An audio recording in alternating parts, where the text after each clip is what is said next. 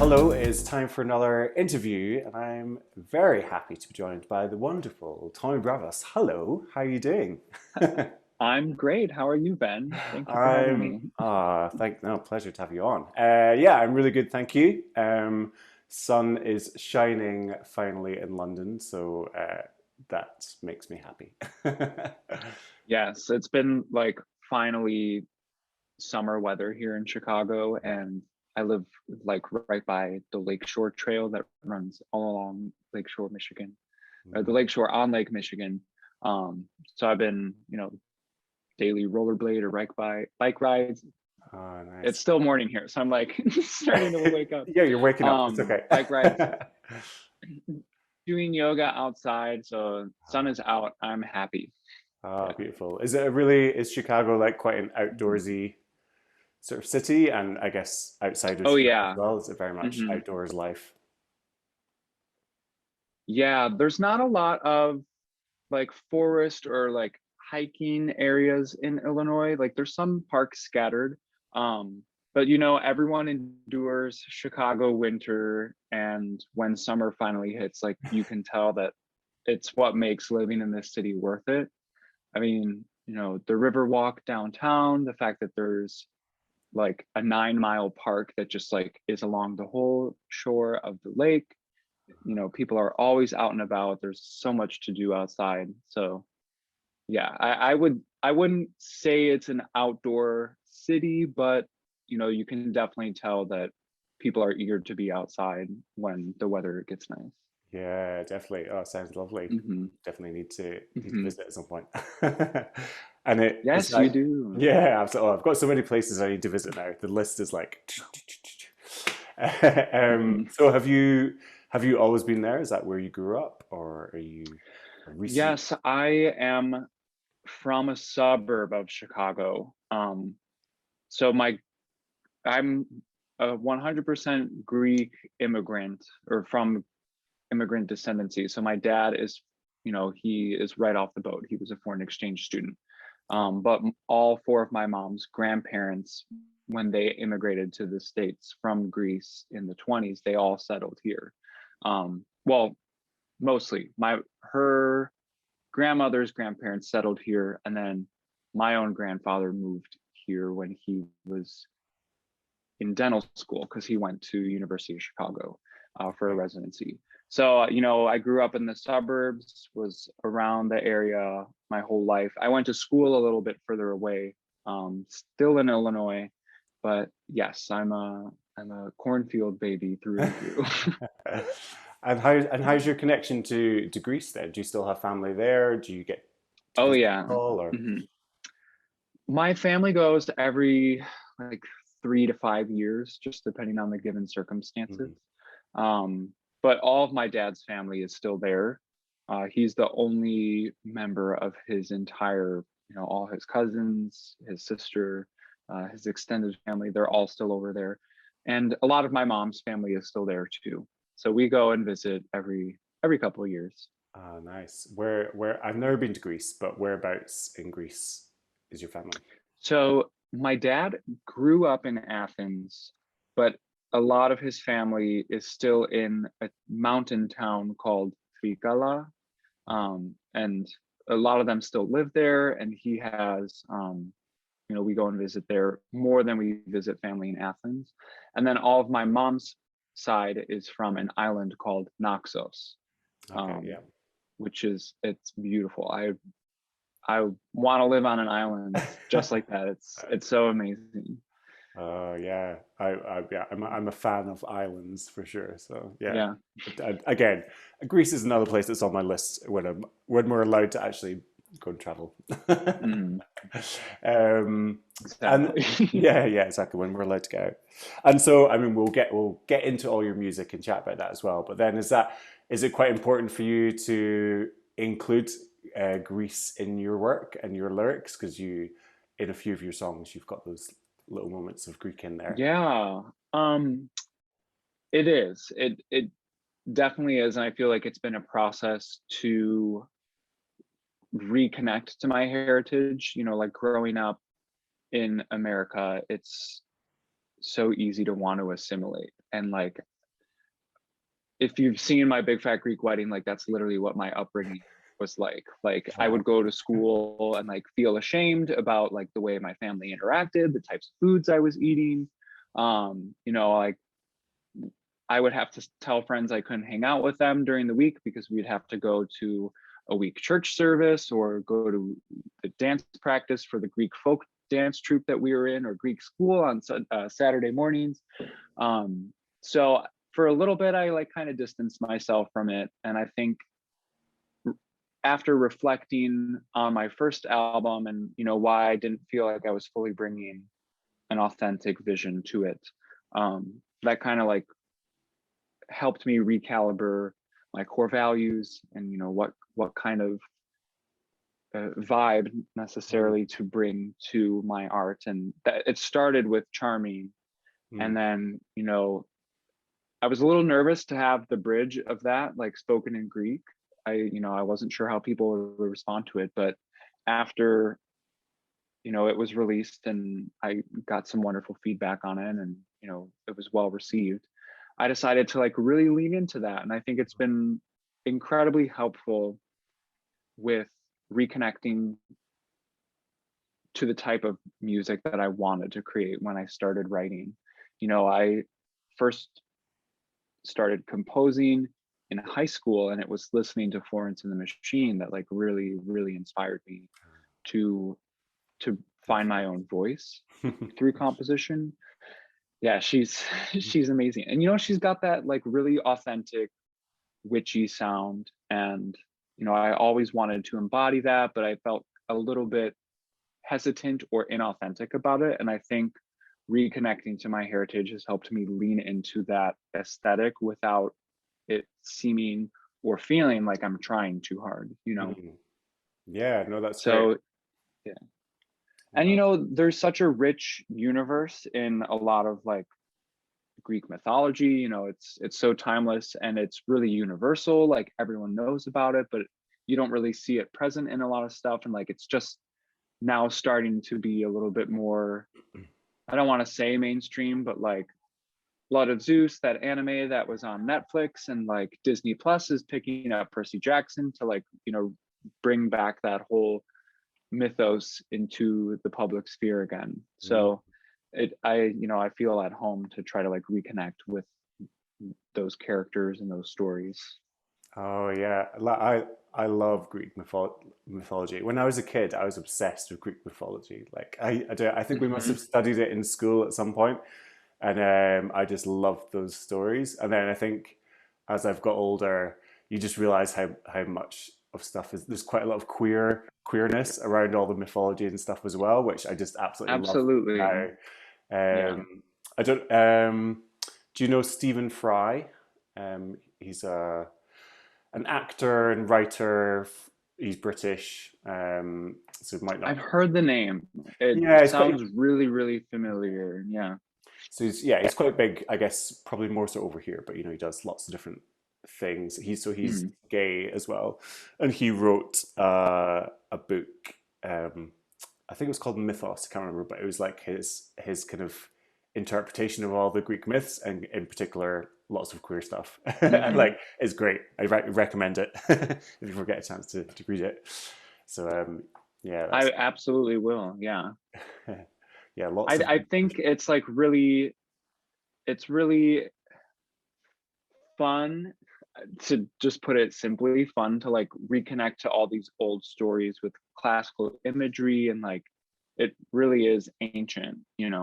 But like being able to bring a new modern perspective and to tell these old stories in a new artistic lens, I think is really, it's very powerful. Mm. And not to like put it with this massive adjective that like ties itself to a big deal of meaning. But I think that's what Cassandra was inspired by. And there's actually a story to that song, because I like first wrote it in 2014 when I was experiencing a sort of fallout with a group of friends from high school that we'd known each other for a while. And I was trying to tell the remainder of our group that there was someone in our group of friends who whose actions really were not good. You know, he did not treat me fairly, and I was trying to say like, hey, guys need to call this out, or our group of friends isn't, you know,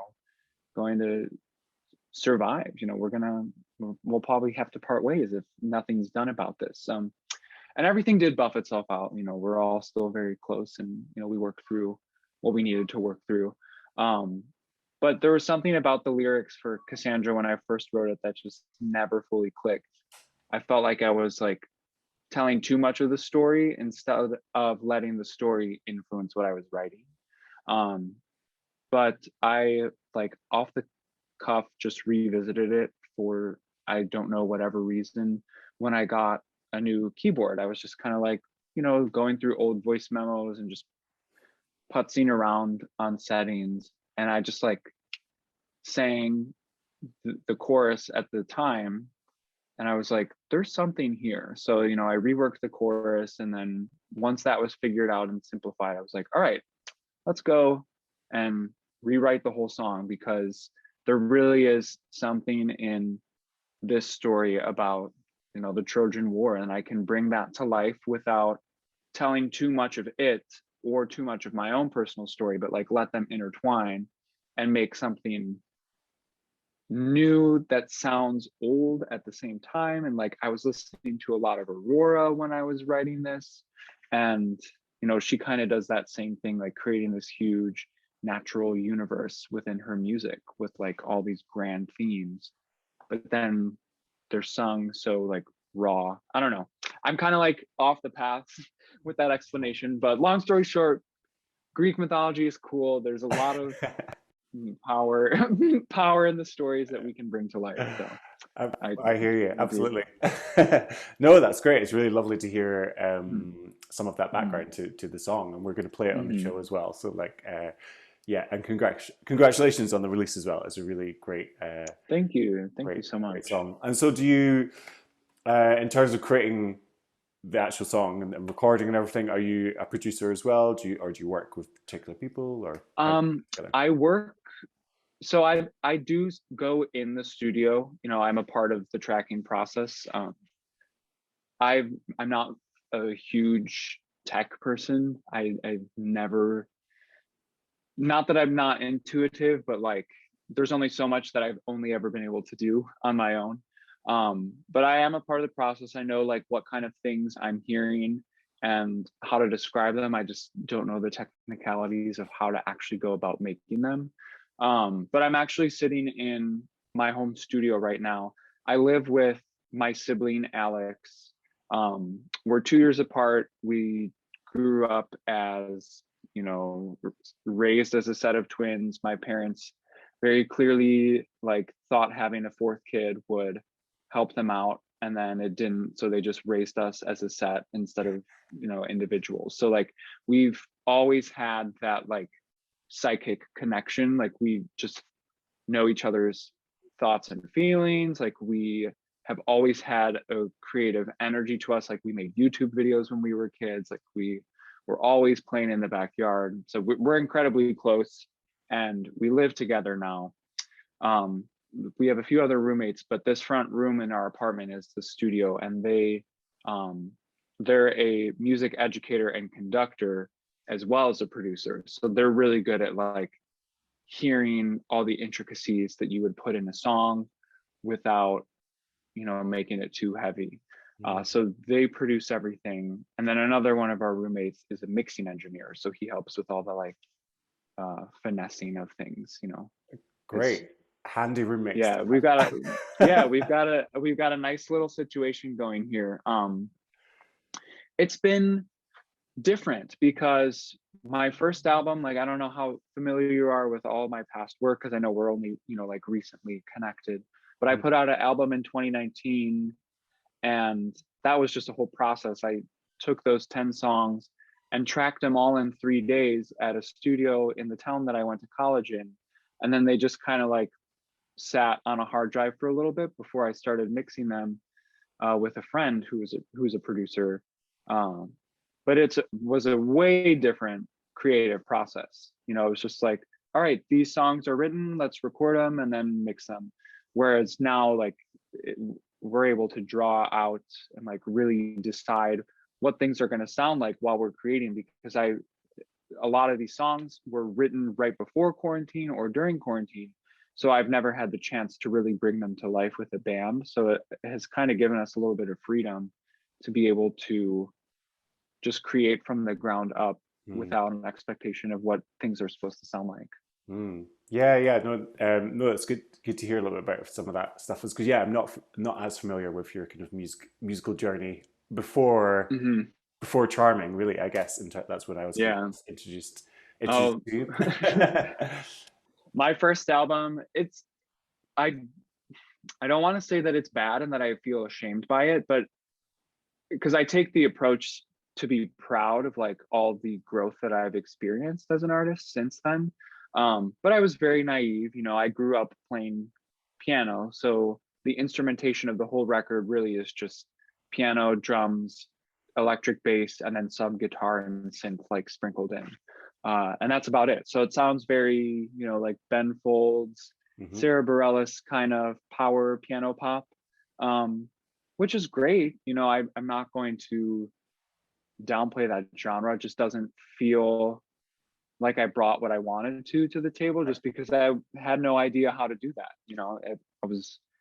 I was 20, barely 21 when I recorded that. I had no idea what really goes into creating an album, and making sure that you feel good about the project. But it's a learning curve.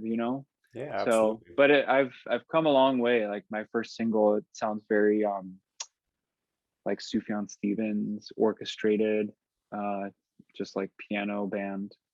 And now it's completely different. Now I'm doing, synthetic disco inspired by Greek mythology. It's like so cool Okay. to have that path and feel like I've grown along the way.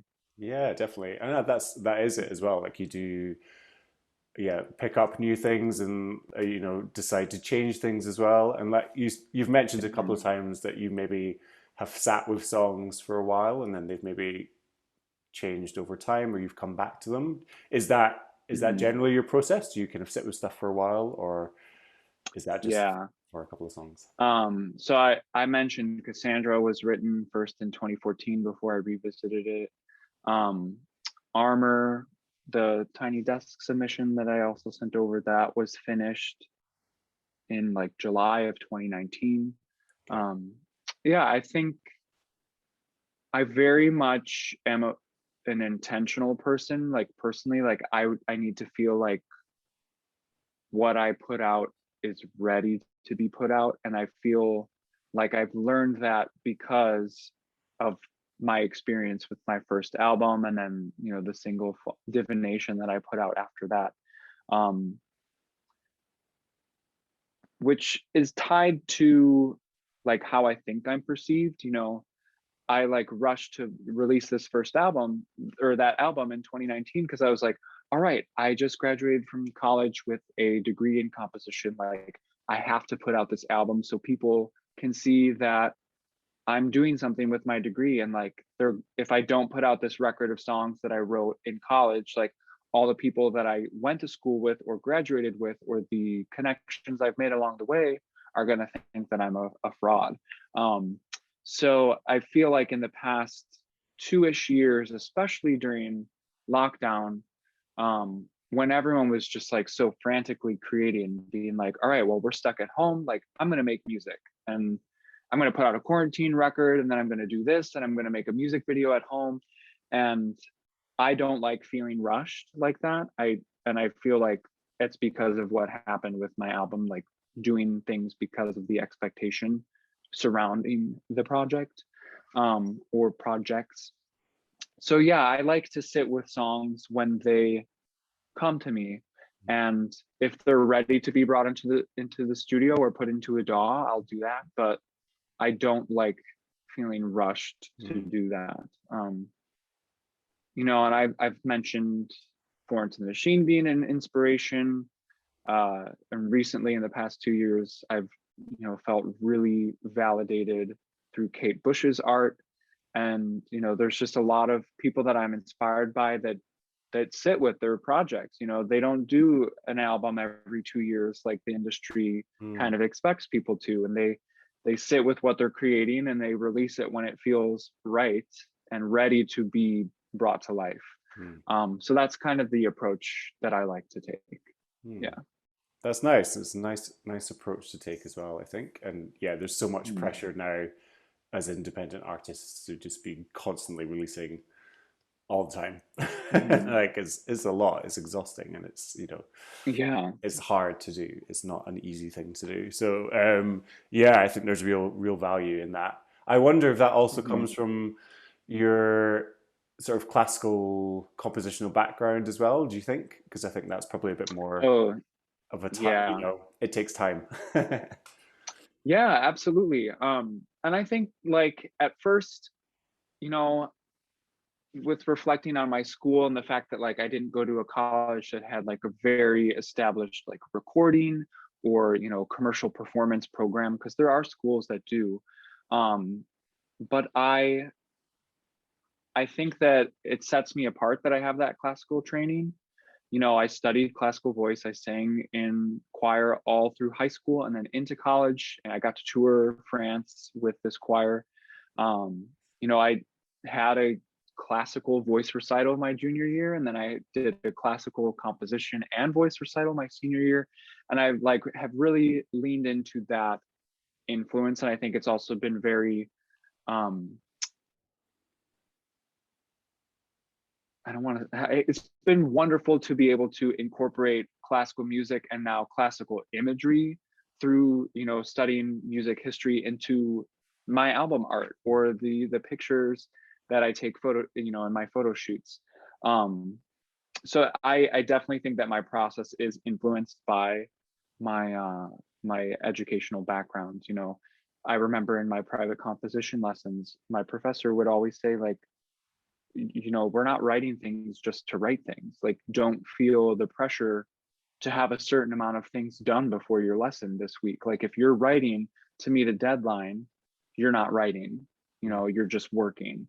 Um, and I think it's been really important to remind myself the difference between working and writing and recognizing when I'm just sitting down and trying to force myself to do something rather than actually letting the creativity flow. Hmm. Yeah, Mhm. definitely. No, it's really yeah. I think that is really interesting. So I come from classical music background as well. So I Okay. studied that was my what I did at uni. I did composition and saxophone was my main Wow, things. that's Yeah. amazing. Do I think I think I already maybe knew this about you because I spoke to Dougie Style Club in our chat. Yeah.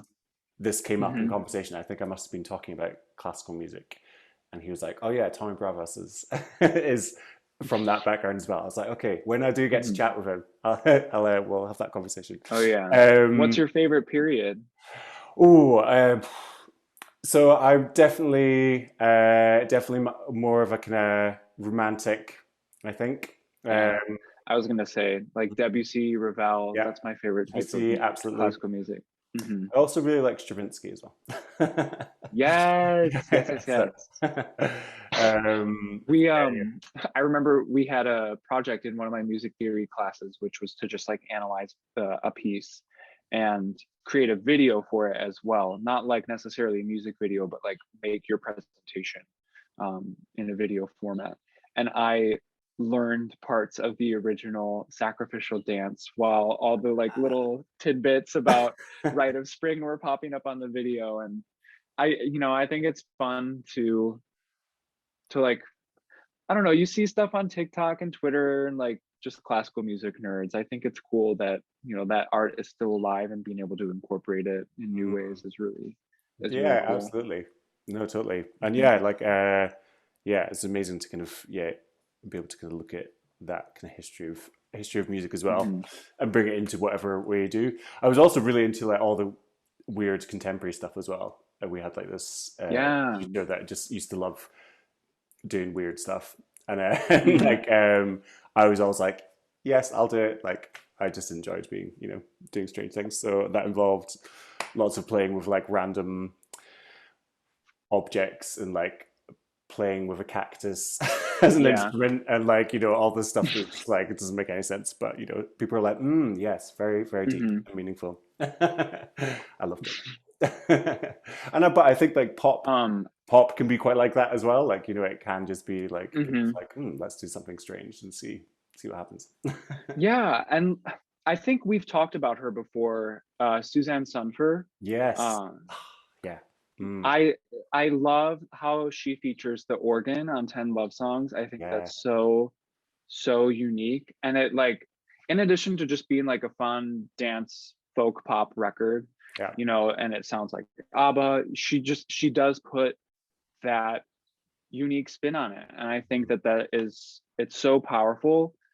I know I keep saying that word, but it's so powerful, and it just is like a testament to someone's creativity and talent to be able to genre blend that much Mm, together, to put two different styles, to have classical instrumentation hmm. within a dance pop record. It's so crazy to me. I love when Yeah. No, I people do love it. stuff like that. That's Hmm. like that's my aim in music life, is to at some point have my own orchestra somewhere when Yeah. I'm performing, or in some sort of record. But Hmm. I think when I was speaking to you about her, like, I just at some point I'd seen her gig in London at the Barbican, and it was the Music for People in Trouble album. So I think it was the one after the Hmm. 10 Love Songs. But Yeah. she kind of performed the album just basically as it was, like from beginning to end. But she approached it very much as like, I guess, like a classical concert in terms of how it was Hmm. produced live, and it was with like it was a saxophone quartet she had, and there was some other like live instrumentation, and like I'm it was all so about the. jealous. Oh, yeah, I know. I'm just making you. I just feel like I'm just here to make you jealous. It was so good though, but just Mm. also like the visuals of it all as well. It was just very much like you were here to kind of watch this thing. So there wasn't actually that much kind of interaction, Hmm. but it really It felt worked. like a recital more than Yeah, like a like a recital, concert. exactly. Yeah, Yeah. Yeah. and I guess it was it was in that venue, which was much more of a kind of classical or contemporary kind of music Mm. space. Hmm. But yeah, it was cool to see someone who's I guess pop music. Yeah. Of, Are you familiar with Laura Mvula? yes, love her Yeah, also. I love the Sing to the Moon live album with the Yeah. Metropole Orchestra. Hmm. It's so cool because you like hear the instrumentation on the produced record, but then being able to see how that translates to a live performance. Hmm. It's another just testament to artistry to be able to bring something to life in a live setting with other musicians where you're not able to calculate everything that's happening behind you, Yeah. Oh when yeah. you have a backing track or you're in the studio, you can go back and re-record things to sound better. You can, like adjust levels and such, but it, being able to bring pop music to life in a classical setting is it's so amazing to me. Yeah. I love it. That's yeah. That's my dream combo. I think always. Have you heard Laura Mhm. Mvula's latest track? She released one. Yes. So it's much more like kind of 80s Hmm. synthy kind of stuff. But Yeah, I I'm absolutely really. love it. So good. Hmm. I've There was already something in it as pre-ordered well. Pink Noise on Oh vinyl. yeah, cool, cool, great, yeah. Yeah, I'm really every up for single all that she single does. that she's put out, they all sound this like the same, not in a bad way. Like you can tell that there's a connection with the record that she's about to Mm, unleash on all of us. But each one is so different in unique ways, either with lyrical content or like the exact style that she's heralding back to. I think, that's definitely like one of the most exciting albums that's going to come mhm. out this year. I think. Yeah, I'm so eager for it. yeah, me too. I'm really excited for it. But yeah, I was going to say, like, even though that it's like, oh, the front is kind of like, okay, this kind of 80s or disco kind of inspired stuff that we're hearing a lot of just now. But there's Hmm. like, I think it's like the middle section, and suddenly this other thing just happens in that song, and it's like, oh Yeah. yeah, oh, there she is. Like, there's the kind of Hmm. classical stuff Yeah. in there, because it's like, And got me where she's like, I know what I know. Da, yeah. na, na, na, na, na. Do we belong together? And it's just like this random, like, I wouldn't even call it a bridge because Yeah, it sounds like a C section. You know, she's yeah, breaking from the strophic yeah. form of the whole song, and then she just returns to what you know. It's so cool, so cool. Classical music geeks. Here we go. Love it. Um, you mentioned a little bit about your track Armor, Hmm. which we're going to Hmm. hear on the show, which is very exciting. This is not released yet, but was a live Yes. performance that we're going to hear of it as well. So yeah, Hmm. tell us a little bit about this track. Yeah. So the video was taken out in my building's backyard. So around end of March, when like all the Chicago snow was like finally melting. Um, you know, I mentioned I live with my sibling and they produced my album, you know, this album that we're creating together. So we just decided to fix up our backyard. There was a lot of junk from previous tenants and our landlord wasn't doing anything about it. So instead of like pestering her to get someone to fix it, we just were like, all right, we're going to pay less rent this month. And we fixed it up ourselves. You know, we planted a ton of ivy and some, you know, azalea bushes, got hostas from our grandparents, put some grass in, fixed up some furniture.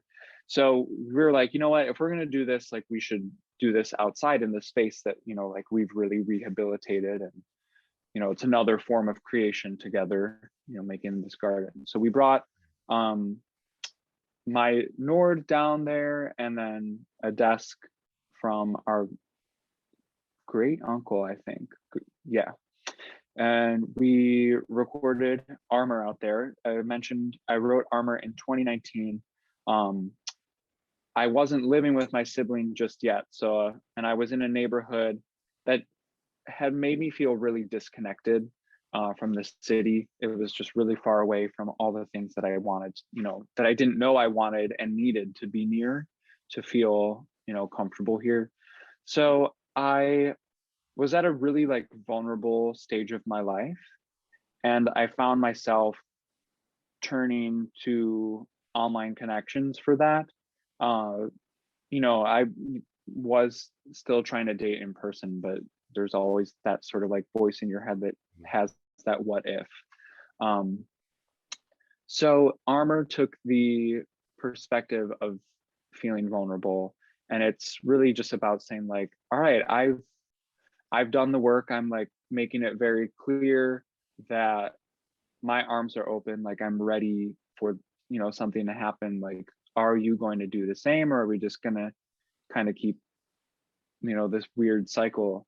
And it's about the same person that I had channeled emotions from that situation to rewrite Cassandra. um so, and the way I've tracked the album all these songs are on is that Armor comes right before Cassandra, so it's like this little softness that's like, all right, I'm vulnerable. I'm waiting for you to be vulnerable. And then it kind of evolves into this, all right, are you still listening to me? Like, what's going on? I'm destroying myself, and this city is falling to ruin because you're not listening to me. So, you know, there's a little bit of some sequencing and a larger story at hand that influenced me wanting to pick this song for the Tiny Desk submission. In addition to just how it sounds, you know, um, it's a song about vulnerability, and I feel like uh, through working with my sibling, you know, we've kind of had to tear down a lot of barriers with ego and just like, you know, what the other is bringing to the table creatively and how we make together. So it also felt right to do that song where it's like, all right, it's okay to be vulnerable and to, you know, lift up other people through my work as well. So, you know, not to feel like big brained in my decision, but, you know, there was a lot, again, going back to intention, you know, feeling intentional with what I'm creating. You know, there was a lot of thought into that song and why I picked it to submit. Okay. Well, thank you Hmm. for sharing it with us as well. We Hmm. look forward to hearing it. And Yeah, have you got any more live stuff planned as well then? I do. So back to the garden, and I'll tie that back to a show I had right before lockdown hit, I had a house show like in my apartment. So, I'm really lucky to have a unit of this size. It's a really old style Chicago home that used to be the model for, a whole family to live on one floor of a building. So there's like a dining room, there's a sunroom, there's 2.5 bathrooms, but it's built for like 5 people to live in. So the living room, I had turned into a like DIY performance space and hosted some touring musicians. And that experience made me really want to try doing more of that. So this Saturday, I'm doing a fundraiser concert for my birthday, actually, because my birthday is on Sunday. And I'll be, thank you. I'll be collecting donations to Brave Space Alliance, which is Chicago's premier Black and trans-led mutual aid organization on the south side of the city. And, it's going to be out in my garden, which I think is really special to be able to perform in a place that, I helped rehabilitate, to go back to that. And, whatever happens when this lease is up, I would like to be able to continue to offer the living room up as a space for musicians to come perform in. I think with the world opening up, a lot of venues are kind of prioritizing artists who already have a following, and it's really difficult for independent or like super indie artists to get performing opportunities. Either you get booked at a bar where you have to draw a certain number of people to even get paid. That's so wrong. I think that's so crazy that a bar would want to have live music and not offer them a base pay. But that's like really the only option until you amass a big enough following to get booked at places where people are going to go regardless of who's playing. They're like, oh, we're going to go to this bar and there's going to be amazing live music. Whatever, we'll head there. Or even like outside of bars, a lot of people are leaving the pandemic sober, and I don't think it's fair to expect people to want to be drinking or out until 10 p.m. just so that they can hear some music. So I really want to start creating opportunities for myself to perform as well as for other people to perform. I've also really gotten into like club music, and not to like put the ox before the cart and talk about what's coming after an album that's not even out, but I've been listening to a lot of Roisin Murphy, Roisin Machine, and then I Crooked feel like we have Machine. a very similar playlist going on here. Yeah. Well, yeah, we do. I love it. I've had both those records on repeat since they each came out individually, and I can really tell that I know what I want to make next, and I think I want to start getting into like the club scene, and being a club kid, and bringing looks and bringing my unique look on club and or pop and dance music, and start taking that to more of the nightlife scene, because I've never truly felt at home in the performing scene here. It's really band based, it's bar based, and then I don't really know how to accurately put it, but not that getting gigs is hard, but it's just I don't feel like what I'm making is what people going out to see bands are trying to find. Yeah. Oh, I it's a get that. Yeah. And I have moments where I'm singing in a church choir gig or playing piano at a retirement home, and I'm like, okay, I need to figure out like where exactly I want to be performing and how that is going to uplift my career, and it's going to uplift other musicians who are making the type of music that I make, or feel the way that I do about not really having a niche within the performing community. So yeah, I mean, I kind of went a little bit off a tangent, but regarding live shows, that's what I've got going on.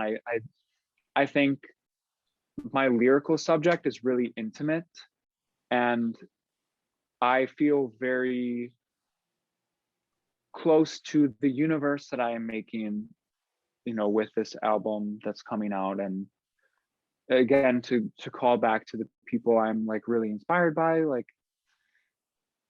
I feel like I want to be performing in more intimate settings where people are able to really listen to the words or feel connected to the energy that's being presented through the music. And that's hard to do in a bar. So Mhm.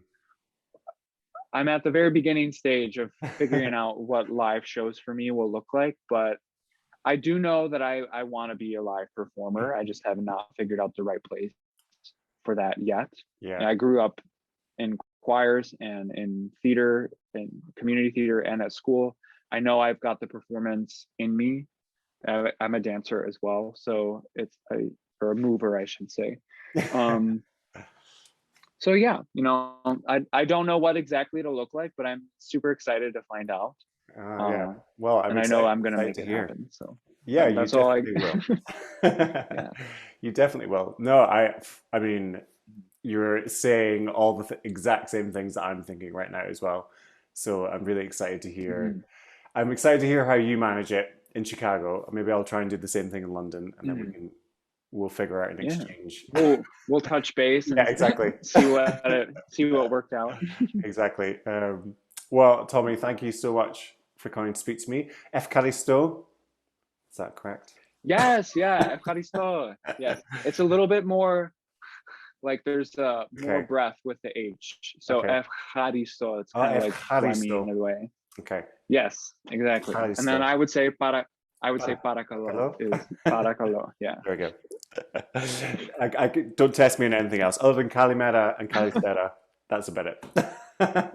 Uh, those are good. There you go. Got that. I've got Yeah. that. But Well, Evcharisto. Evcharisto, thank you for having me. It was such a pleasure to be able to finally like speak face to face. I know we've had little Instagram chats here and there Yeah. about our similar taste in music, but it's really nice, especially because a lot of independent musicians have been making connections and finding an online community the past year. It's really nice to like see these people face to face. I've kind of been experiencing that with a lot of the Chicago nightlife scene. I've been connected with a lot of drag performers and entertainers through the past year, and like now with our city like sort of opening up and nightlife resuming, it's like, oh wow, we've known each other online for like a whole year and now we're meeting face to face. Like this shouldn't feel bizarre, but it does because you know Yeah.